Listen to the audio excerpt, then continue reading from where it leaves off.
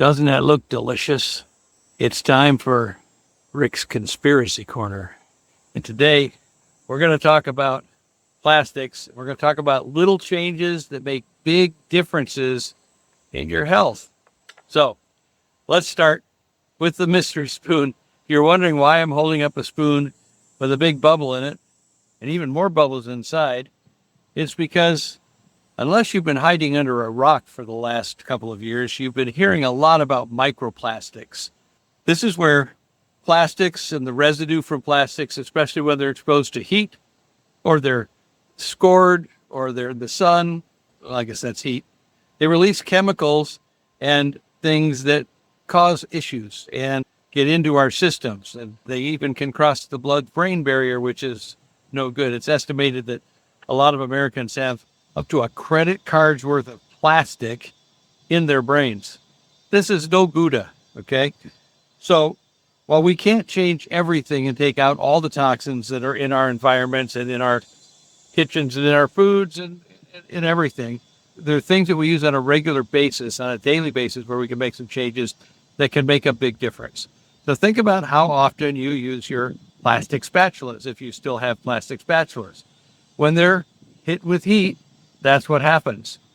Black plastic especially is usually made using either in the coatings or in the plastic itself, a lot of recycled materials, a lot of forever chemicals, even a lot of heavy metals, arsenic and lead and all kinds of stuff, because when they recycle the computers and the plastics and the different things that they recycle, those materials are in there.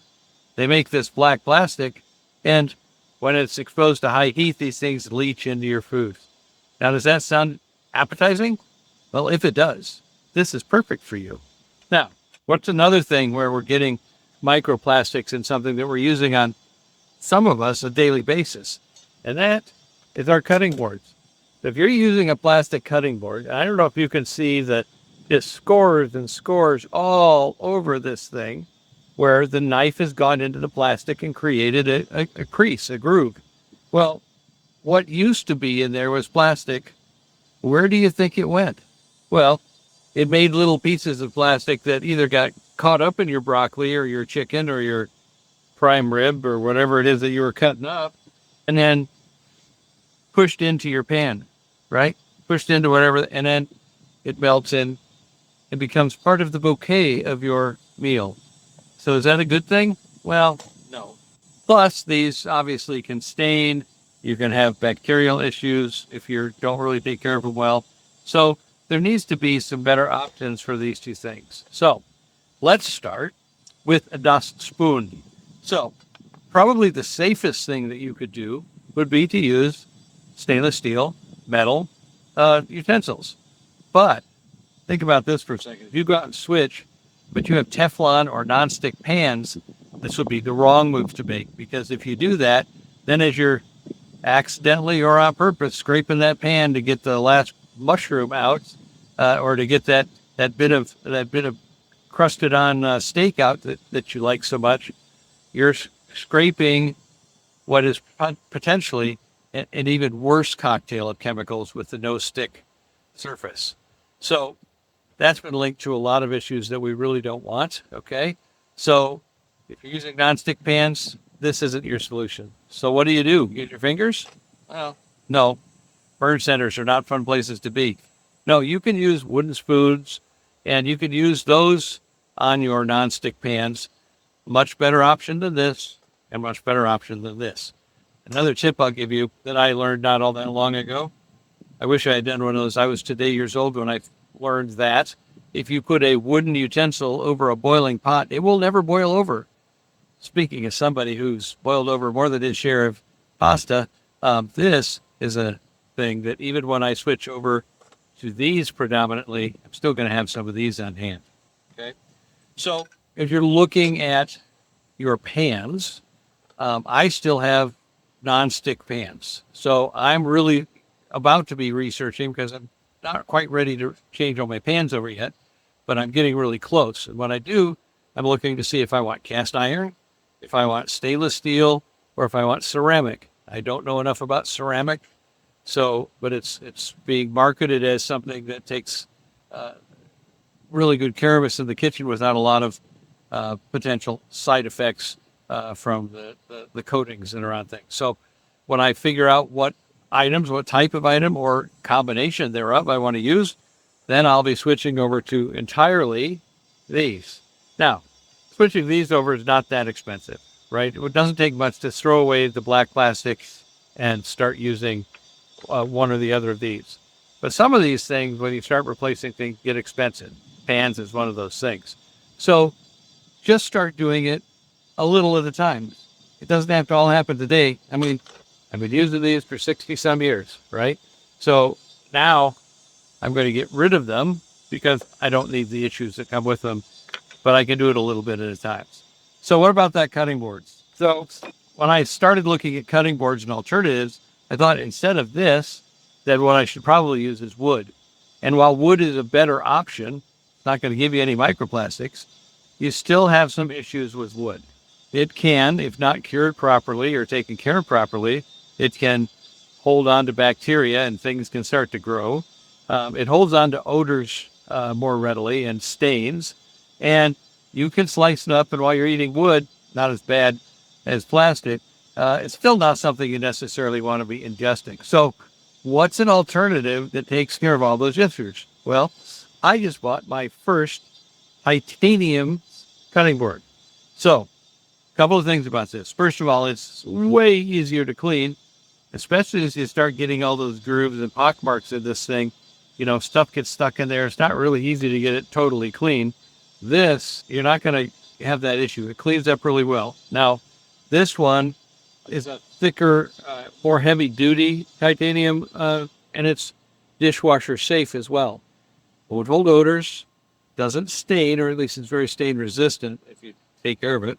And the main thing I was concerned about is it's not going to dull your knives. So no microplastics. It's going to last forever. You can hang it up if you want. And the only thing that I have an issue with this particular one, and why I'm looking for a couple more, is I want a bigger surface area. They're not super cheap, but you really only have to buy them once. So that was a pretty easy option. And then once I get a bigger one, then these are going to find their way to someplace where they can stop poisoning people in their kitchens. So as you're looking at your kitchen, as you're looking at your environment, there are some things that are really easy to do. Your spatulas, your cutting boards, some things that are a little harder to do. Your pans. I think one of the reasons I'm taking a little bit more time is I want to make sure I do my research on ceramic, which I really don't know much about. And I also want to make sure that I'm buying high quality pans so I don't have to worry about buying them again, unless, of course, I burn them to a crisp, which I have done before. So avoid that as well. There's one other area where you can make a huge difference in the amount of plastics that you're involving yourself in. And that's with containers, water bottles, and cups. So to the extent that you can, first of all, I don't use bottled water. I will use it like in the past when I was doing ultra endurance cycling. If I stop at a convenience store, that's my option, right? So I'm going to use bottled water. But I'm not going to keep bottles of water where they're going to be in the sun or they're going to be in the heat and they're going to start leaching crap into my water. I'll use them because that's my only option if there's not a water refilling station, right? But in my house, now there's some members of my household that still use them. I don't, because I know I don't want that. I don't want that happening. Okay, so I use a filter in the fridge, and I filter my water, and I use metal containers or glass containers to drink from. Another area is food storage, especially if you're going to heat it. Now, if you're just going to store stuff in it to keep it in the fridge, probably not as much of a danger, but anytime you throw it into a microwave or you let it get hot, this is where the danger happens, and these forever chemicals and just the plastic itself, aloft the spoon, start to cause problems for you. So when you are able, you can start doing what I'm doing, even if it's a couple containers at a time.